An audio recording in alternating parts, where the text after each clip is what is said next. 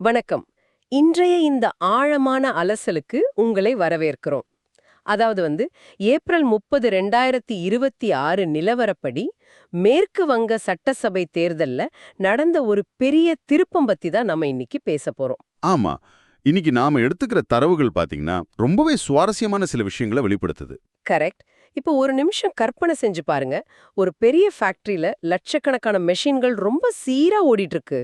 ஆனா ஆனா திடீர்னு ஒரு சில மெஷின்கள் மட்டும் பழுதாகி நிக்குது. அப்படிதானே? எக்ஸாக்ட்லி. திடீர்னு ஒரு 77 மிஷின் மட்டும் பழுதாகி மொத்த உற்பத்தியை நிறுத்தி வச்சு பரிசோதிக்க வேண்டிய நிலை வந்தா எப்படி இருக்கும்? இப்போ மேற்கு வங்க தேர்தல் களத்திலயும் இப்படி ஒரு பதற்றமான சூழல் தான் நிலவுது. நீங்க சொல்ற அந்த மெஷின் உதாரணம் ரொம்ப பொருத்தமா இருக்கு. ஏன்னா கிட்டத்தட்ட 294 தொகுதிகள் கொண்ட ஒரு பெரிய தேர்தல் இது. ம். இதுல முதல் கட்டம் 152 தொகுதிகள்ல நடந்துச்சு. அது ரொம்ப அமைதியா முடிஞ்சது. சரியா? ஆமா, அதேதான். ஆனா நேத்து நடந்த அந்த இரண்டாம் கட்ட வாக்குப்பதிவுல பாத்தீங்கன்னா, அதாவது 142 தொகுதிகள்ல ஏகப்பட்ட வன்முறை வெடிச்சிருக்கு. வாக்குப்பதிவு இயந்திர கோளாறுகள், முகவர்கள் மேல தாக்குதல்னு நிறைய புகார்கள். ஒரு நிமிஷம், நிஜமாவா? முதலமைச்சர் மம்தா பானர்ஜி அப்புறம் சுவேந்து அதிகாரி இவங்க போட்டியிடுற அந்த விஐபி தொகுதிகளிலுமா இப்படி நடந்துச்சு? ஆமா, அங்கேயும் தான் மோதல்கள் நடந்திருக்கு. அதுதான் இங்க நாம கவனிக்க வேண்டிய விஷயமே. இன்னொரு முக்கியமான ஆச்சரியமான தகவல் என்னன்னா, மேற்கு வங்க வரலாற்றிலேயே சுதந்திரத்துக்கு பிறகு இந்த 2 கட்டங்களையும் சேர்த்து வரலாற்று சாதனை அளவுல ஓட்டுப்பதிவாயிருக்கு. வாவ்! வரலாற்று சாதனையா? எவ்ளோ சதவிகிதம்னு சொல்ல முடியுமா? 92.93% மக்கள் வாக்களிச்சிருக்காங்க. ஓ, 93% பக்கத்துல. இது நிஜமாவே பெரிய விஷயம்தான். கண்டிப்பா. ஆனா இவ்ளோ பெரிய மக்கள் கூட்டம் ஆர்வமா ஓட்டு போடும்போது ஒவ்வொரு வாக்கும் ரொம்ப முக்கியம் அப்படிங்கிற ஒரு பதற்றம் அரசியல் கட்சிகள் கிட்ட வந்துருது. அந்த பதற்றத்தோட வெளிப்பாடு தான் இந்த வன்முறைகள். அப்போ இந்த வன்முறையோட நேரடி விளைவு தான் அந்த ஆரம்பத்துல நம்ம பேசின 77 வாக்குச்சாவடிகள் பிரச்சனையா? ஆமாம், கரெக்ட். தெற்கு 24 பர்கானாஸ் மாவட்டத்துல தான் இப்ப புகார்கள் மழை மாதிரி குவிஞ்சிருக்கு.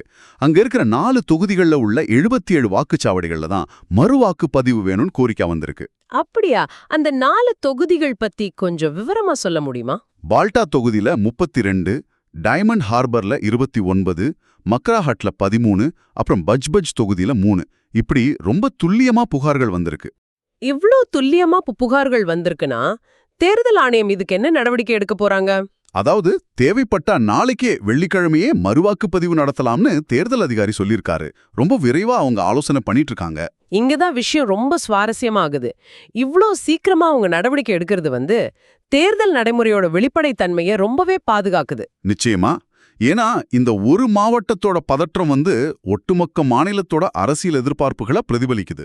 ஒரு பக்கம் மம்தா பானர்ஜி தொடர்ந்து 4வது முறையா ஆட்சிக்கு வர தீவிரமா போராடிட்டு இருக்காங்க. கரெக்ட். இன்னொரு பக்கம் பாத்தீங்கன்னா பாஜக முதல் முறையா மேற்கு வங்கத்துல ஆட்சியை பிடிக்க முழு வீச்சுல இறங்கியிருக்காங்க. ஆமா, இப்போ சில தேர்தலுக்கு பிந்தைய கருத்து கணிப்புகள் பாஜகவுக்கு அதிக இடங்கள் கிடைக்கும்னு கணிச்சிருக்கு. ஆனா நாம எந்த தரப்போட நிலைப்பாட்டையும் இங்க ஆதரிக்கல. கரெக்ட். எக்ஸாக்ட்லி. நாம எந்த பக்கமும் சாயல. மூல தரவுகள்ல இருக்கிற அந்த அரசியல் நிலவரத்தை அப்படியே உங்களுக்கு நாங்க வழங்குறோம். அவ்வளவுதான். கண்டிப்பா. சரி, நாம இப்போ இந்த அலசலோட முடிவுக்கு வந்துட்டோம். வரலாற்று சாதனை படைச்ச ஒரு வாக்குப்பதிவுக்கும் தேர்தல் ஆணையத்தோட இந்த மறுவாக்குப்பதிவு ஆலோசனைக்கும் இடையில நடக்கிற இந்த நிகழ்வுகள் தேர்தல் களத்தோட உச்சக்கட்ட பதற்றத்தை காட்டுது. ஆமா, இது ஜனநாயகத்தோட ஒரு மிகப்பெரிய சவால்னு தான் நான் சொல்லுவேன். ஆமா, நீங்க சொல்றது 100க்கு 100 உண்மை. இப்போ இத கேட்டுட்டு இருக்கிற நீங்க கொஞ்சம் யோசிச்சு பாருங்க. 93% மக்கள் இவ்வளவு ஆர்வமா ஓட்டு போடுற ஒரு மிகப்பெரிய தேர்தல் திருவிழாவுல மறுவாக்குப்பதிவு கேட்கிற அளவுக்கு மோதல்கள் நடக்குதுன்னா அது எதை காட்டுது? ஒரு நல்ல கேள்வி.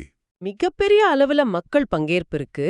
ஆனா அதை எவ்வித குளறுபடியும் இல்லாம சீரா நிர்வகிக்கிற சவால எதிர்கால ஜனநாயக அமைப்புகள் எப்படி கையாள போகுது? சிந்திச்சு பாருங்க. அடுத்த ஆழமான அலசலில் சந்திப்போம்.